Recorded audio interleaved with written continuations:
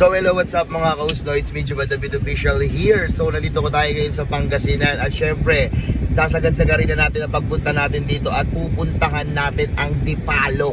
Ayan, Dipalo Waterfalls. Let's go sa mga kasama ko! Yo, what's up mga kadigdigan? Syempre, this is Kuya Official at kasama ko Charina Official at si CJ at syempre si Annalyn. Ayan, follow nyo yung mga page namin. At for today's video, ayan, pupunta kami ngayon sa pool. Daan-daan naman bro, paano yung in-overtake mo eh? Sasagarin ko lang ang dulo yan. Uy, huwag kang overtake to. Parang sabay na siya ni JC Bergamo. Ano guys, okay ba kayo dyan? Yeah. Oh, hindi rin okay. Hindi ka okay?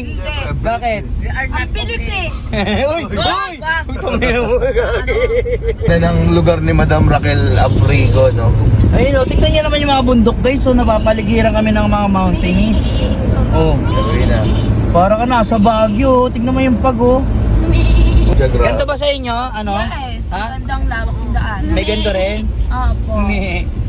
So, ayan, nandito tayo ngayon sa Dipalo Falls. Ayan, malapit na, guys. Sobrang solid, napakaganda rin. Ay, ayun, oh. Naririnig ko na yung batis, oh. Diba? Narinig yung bate. Ayan, oh, try to connect na. Parang wala nang signal dito. Ganda, oh. So, ayun na nga, guys. Nandito na tayo sa Dipalo River Park. Ayan, let's go. Ayun, may mga cottages din. Ayan. Ang gati. So, ayun guys, nandito na kami sa Dipalo River Parks. Ayan, napaka-solid, napakaganda ng surroundings, ng ambience na rito. Ayan, tara. At syempre, pagpunta namin dito, tignan nyo naman yung pag-welcome sa kanila. Oh. Ayan, oh. Yay! Team Joban! David Production, congratulations. Ay, wait lang. Parang wala ako dyan. Oh. Pwede ko bang palitan to, Annalyn? Ay, Ha? wag naman. Ha? Wag naman. Grabe ka lang. Kasama mo lang naman. Hindi naman sinabing palitan. Pwede.